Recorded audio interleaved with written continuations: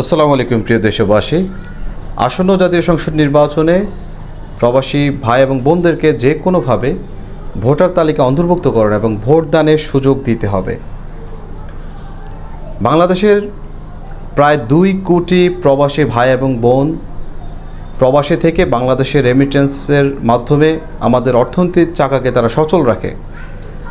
আমাদের যে উন্নয়নের চাবিকাঠি এবং আমাদের যে অর্থনীতির যে মূল যে জায়গা সেটাকে আমরা প্রবাসী ভাইদেরকে বলে থাকি এবং আমরা প্রবাসী ভাইদেরকে রেমিটেন্স যোদ্ধা হিসেবে আমরা স্বীকৃতি দিই, কিন্তু তাদের ভোট দানের সুযোগ করে দিই না। স্বাধীনতার এত বছর পরেও প্রবাসী ভাইরা যাদের অক্লান্ত পরিশ্রমে বাংলাদেশের অর্থনীতি চলে, কিন্তু তাদের ভোট দানের জন্য কোনো ধরনের ব্যবস্থা নেওয়া হয়নি। বিশ্বের বিভিন্ন দেশে ছড়িয়ে ছিটিয়ে থাকা প্রায় 2 কোটিরও বেশি প্রবাসী, যা বাংলাদেশের মোট ভোটারের প্রায় 20%-এরও বেশি, 20 ভাগেরও বেশি, তাদেরকে আমরা ভোটার তালিকা অন্তর্ভুক্ত করি না এবং তাদেরকে ভোট দানের সুযোগ দিই না। ঠিক এই কারণেই বারবার বাংলাদেশে ভুল দলকে বাংলাদেশের মানুষ বেছে নেয়, কারণ সবচেয়ে যে সচেতন মানুষ, সচেতন যে ভাইয়েরা, যে বোনেরা, তারা কিন্তু প্রবাসে থাকে এবং তারা যদি সরকার গঠনের সুযোগ পায়, বাংলাদেশের যে সচেতন নাগরিক রয়েছে, সচেতন মহল রয়েছে, তারা বিশ্বাস করে বাংলাদেশে তারা অবশ্য যোগ্য এবং তাদের জন্য দরকারি একটি সরকারই তারা নির্ধারণ করবে এবং নির্বাচিত করবে। এবং যদি নির্বাচিত করার পরেও যদি কোনো সরকার তাদের দাবি দাওয়াগুলো পূরণ না করে, তাহলে সেই সরকার আসলে টিকতে পারবে না। 20 ভাগের বেশি ভোট কোনো সরকার না পেলে, প্রবাসীদের 20 ভাগ ভোট না পেলে কোনো সরকারই সরকার গঠন করতে পারবে না।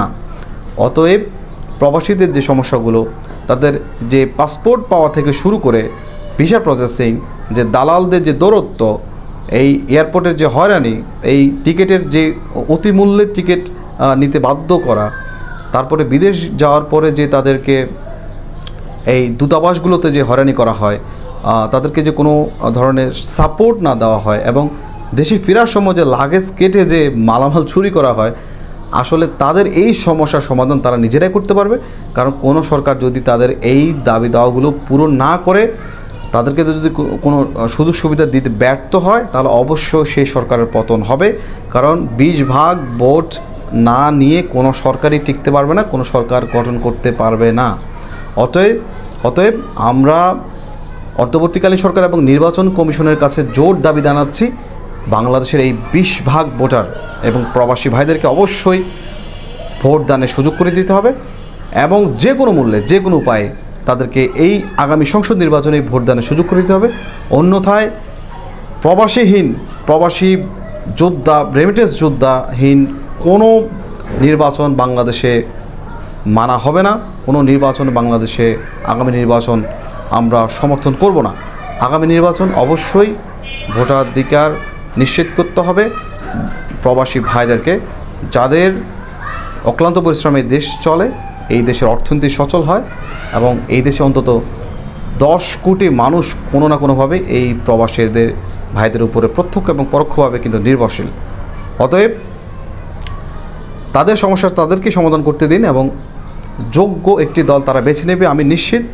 এবং বাংলাদেশ সচেতন মানুষও মনে করে যে প্রবাসীরা যদি ভোট দানের সুযোগ পায়, অবশ্যই নতুন কিছু বাংলাদেশে আমরা দেখতে পাবো এবং অবশ্যই প্রবাসীদেরকে ভোট দানের সুযোগ করে দিতে হবে এবং প্রবাসীদের যে হয়রানি, সে হয়রানি বন্ধ করতে হবে। সকলকে ধন্যবাদ। আপনাদের জায়গা থেকে আপনারা সচেতন হন এবং এই বিষয়টি অবশ্যই যে যার অবস্থান থেকে তুলে ধরুন, সরকারকে বাধ্য করুন, নির্বাচন কমিশনকে বাধ্য করুন যেন যে কোনো মূল্যে, যে কোনো উপায়ে পোস্টাল ব্যালট হোক, সেটা বুথ এর মাধ্যমে হোক অথবা ভোটিংয়ের মাধ্যমে হোক, তাদের যেন ভোট নিশ্চিত করে এবং নিশ্চিত করতেই হবে। এছাড়া আমাদের হাতে কোনো আসলে বিকল্প নেই। ধন্যবাদ সবাইকে। সবাই সচেতন হন এবং বিষয়টি নিয়ে কথা বলুন এবং শেয়ার করুন।